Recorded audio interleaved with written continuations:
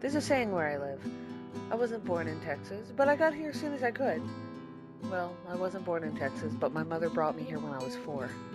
My parents met while they were both in the U.S. Air Force, and we had been stationed in the U.K. for a few years. Then my parents got divorced. My father stayed in the Air Force and was sent to Maine while my mother left the Air Force.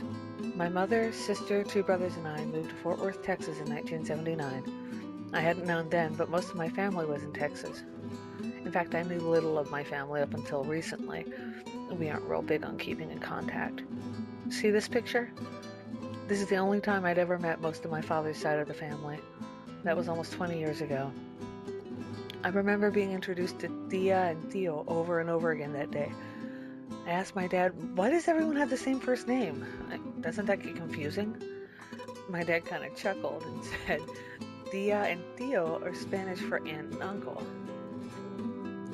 My mother is white and my father is Mexican, but I was raised by my mother most of my life. My dad would try to teach us Spanish when we visited his place. Upon returning to our mother's house, my younger brother and I would try to share our newfound knowledge. We were met with my mother's admonishment to stop talking silly like that.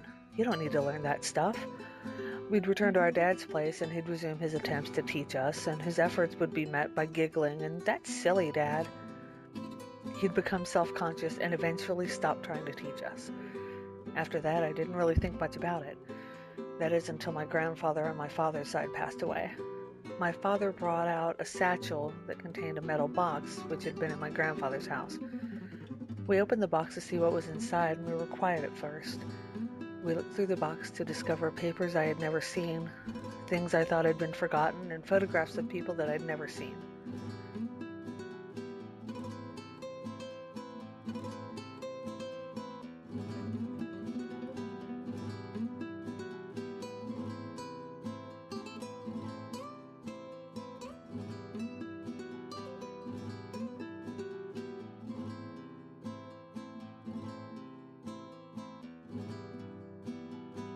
It was this photograph that really made me stop and think.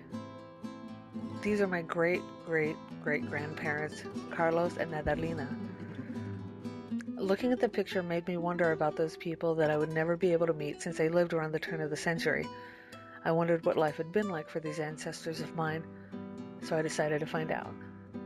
If you went to school in the United States, you were taught about the Battle of the Alamo. If you went to school in Texas, as I did, you heard about it a lot.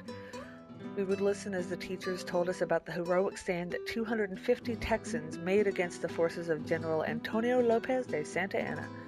Santa Anna had brought 1,500 troops into Texas to bring it back under Mexican control.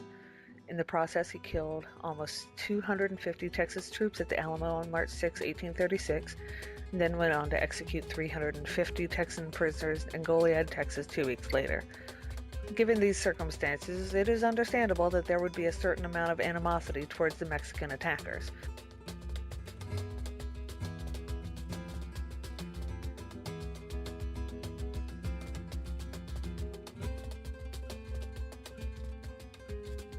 There is little difference between Mexicans and Negroes. I see no reason why we should not take their land.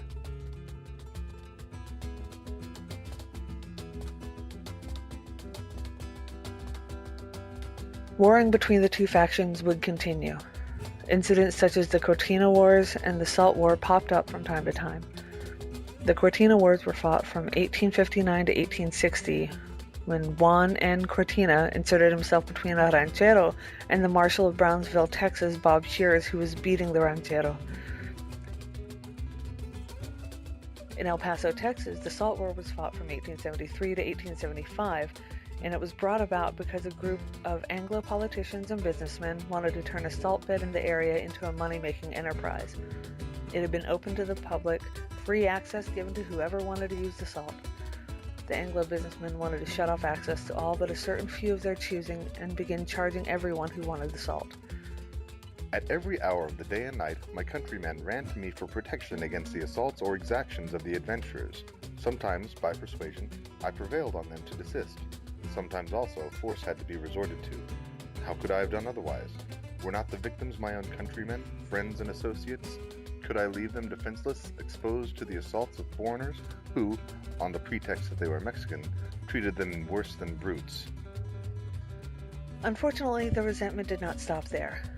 The Anglo settlers began to see any person of Mexican descent with anger and hatred, despite the fact that most Mexicans in Texas were not on either side of the war, and some Mexicans had in fact fought side by side with the Texans.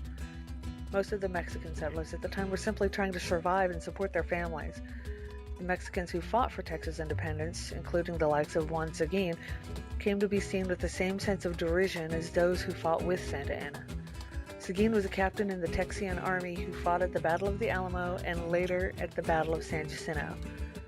Seguin later became mayor of San Antonio, Texas, due in equal parts to his fight for Tejano rights and rising anti-Mexican sentiments. Seguin resigned from office in 1841. He fled with his family to Mexico in order to protect them from the increasing hostilities and the repeated and escalating death threats they received.